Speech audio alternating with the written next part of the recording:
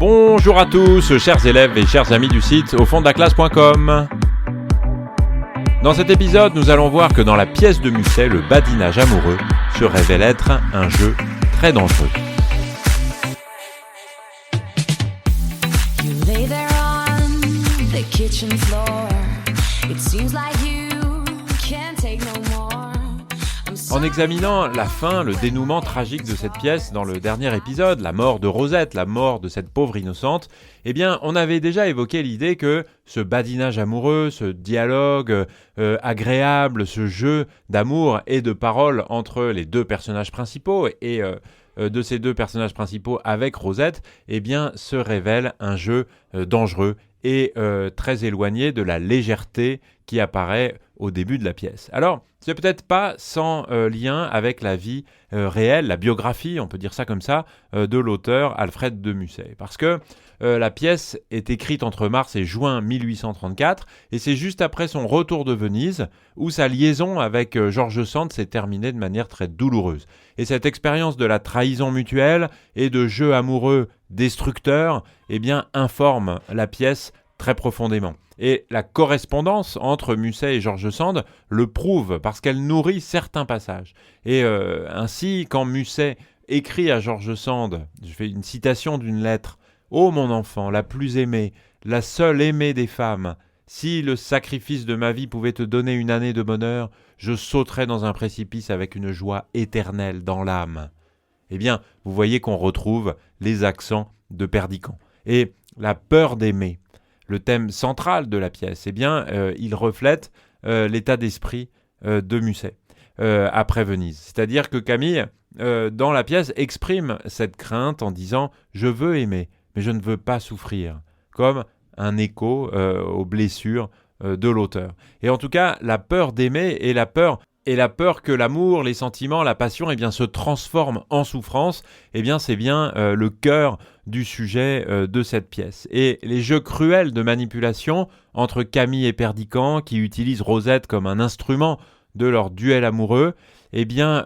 ces jeux font écho aux stratégies de séduction et de vengeance que Musset a lui-même expérimenté dans sa propre vie quelques mois avant l'écriture de cette pièce.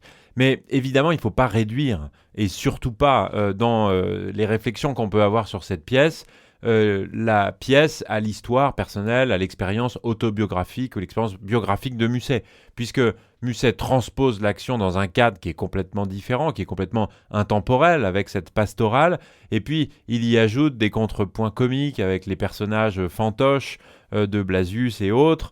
Il transforme en fait sa propre histoire, en tout cas il se nourrit probablement de sa propre histoire, mais la transforme en une réflexion qui est bien plus universelle sur les dangers du badinage amoureux et la tragédie de ce que c'est que aimer finalement. En tout cas, la manipulation des sentiments, c'est au cœur de cette pièce, et on peut évoquer d'abord le jeu cruel de Perdiccas. Dans la scène de la fontaine, comme on l'appelle souvent, à la scène 3, donc de l'acte 3, Perdiccas manipule délibérément Rosette pour atteindre Camille. Il lui offre sa chaîne d'or, « Voilà le gage de notre amour », lui dit-il en lui donnant cette chaîne d'or, et il met en scène sa déclaration d'amour de manière très, très dramatique, très théâtrale. « Je t'aime, Rosette, toi seule au monde, tu n'as rien oublié ». En l'opposant évidemment à Camille qui est bien incapable de retrouver sa manière d'être d'avant, c'est-à-dire de l'enfance, de l'époque qui a été perdue. Et Perdiccas jette de manière ostentatoire, ostensible, la bague de Camille dans l'eau. Regarde comme notre image a disparu, en insistant très fortement, alors qu'il sait évidemment que Camille est cachée, et qu'il transforme Rosette en un instrument de sa vengeance contre Camille. Et Camille, elle n'est pas en reste non plus dans ce jeu dangereux et dans ce jeu très cruel, puisqu'elle organise la confrontation finale en faisant venir Rosette. « Rentre derrière ce rideau, tu n'auras qu'à prêter l'oreille », dit-elle à Rosette à la scène 6 de l'acte 3. Donc, vous voyez, elle est vraiment en train de mettre en scène dans un jeu, on peut le dire comme ça, qui est théâtral, sans aucun doute, mais qui est surtout un jeu très dangereux et qui va dévoiler très brutalement la vérité à Rosette, en lui disant « Tu l'aimes, pauvre fille ? Il ne t'épousera pas. Viens voir ici. rentre derrière ce rideau, comme je disais juste avant. Et en tout cas, Camille utilise la douleur de cette jeune paysanne pour blesser Perdiccas. Que feras-tu de cette fille-là maintenant, quand elle viendra, avec tes baisers ardents sur les lèvres, te montrer en pleurant la blessure que tu lui as faite? Ça, c'est vraiment la cruauté de Camille qui utilise la douleur de Rosette pour blesser Perdiccas. Et on peut évoquer les avertissements du cœur, encore une fois, parce que le cœur joue son rôle traditionnel, finalement, d'annonce du danger, en soulignant la différence sociale, par exemple, entre Rosette et les autres personnages, en s'exclamant « Hélas, la pauvre fille ne sait pas quel danger elle court », dans la scène 4 de l'acte 3. Et les personnages eux-mêmes ont des pressentiments, en fait ont même parfois conscience du danger, puisque Perdiccas ressent une angoisse soudaine à la scène 6 de l'acte 3 en disant « Il me semble que mes mains sont couvertes de sang ».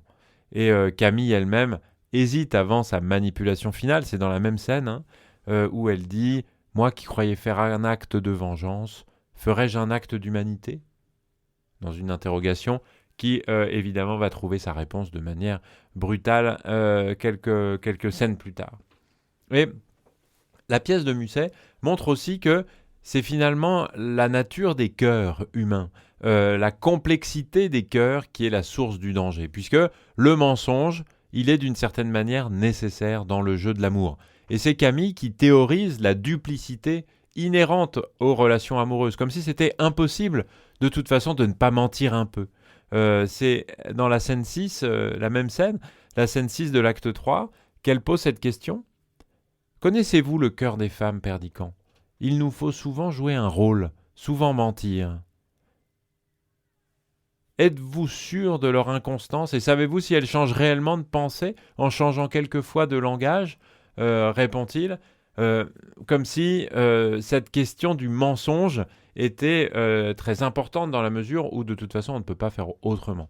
Et puis ce qui fait partie aussi des cœurs humains, c'est l'orgueil. L'orgueil destructeur et qui est le moteur finalement du jeu dangereux auquel se livrent les personnages qui sont fiers.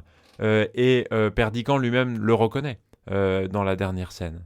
Orgueil, point d'exclamation, le plus fatal des conseillers humains. Qu'es-tu venu faire entre cette fille et moi ? Et il pousse même la surenchère dans la manipulation. Tu épouseras cette fille ou tu n'es qu'un lâche, lui lance Camille, jouant encore une fois sur son orgueil, sur sa fierté, indiquant que dans le badinage, eh bien finalement la nature des humains, des femmes, des hommes, des garçons, des filles, eh bien conduit tout le monde de toute façon à mentir et à mal agir par fierté, par ce que Perdiccas nomme lui-même l'orgueil. Et ces jeux sont finalement des jeux de pouvoir et qui révèlent la violence des passions. Parce que derrière ce badinage, derrière ces dialogues amoureux, ces jeux d'amour et de parole, se cache une violence qui est réelle. On trouve des métaphores guerrières. Par exemple, ta flèche empoisonnée traversa cet enfant, à la scène 6 de l'acte 3. Encore dans la scène 4 de l'acte 2, des gestes qui sont violents, en tout cas qui peuvent s'interpréter comme ça. Après coup, Camille frappait avec son éventail dans la scène 4 de l'acte 2. Et dans la scène suivante, la scène 5 de l'acte 2, c'est l'intensité des sentiments qui s'exprime. Mon cœur bondissait. Encore une fois, avec une métaphore qui exprime le haut degré des passions qui se révèlent non seulement très fortes, mais porteuses de violence, au point même que le jeu est impossible à maîtriser finalement, et les personnages perdent le contrôle de leur manipulation. La scène finale, évidemment, échappe totalement à leur maîtrise, et la mort de Rosette arrive au moment même de leur réconciliation. Mais c'est trop tard. Donc le jeu se retourne contre les joueurs, et ce sont eux qui le disent à la fin, « Nous avons joué avec la vie et la mort », à l'acte 3, scène 8.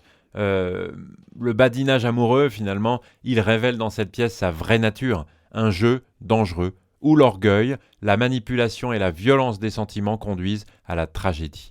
Et les personnages, prisonniers de leur propre jeu, découvrent trop tard qu'on ne peut pas jouer impunément avec les cœurs. Voilà en tout cas ce que je souhaitais partager avec vous sur ce badinage amoureux qui est en réalité un jeu très dangereux. Vous pouvez retrouver un certain nombre de choses sur le site internet aufonddelaclasse.com. Je vous dis merci beaucoup de m'avoir écouté et à très bientôt. Ciao ciao. You lay there on the kitchen floor. It seems like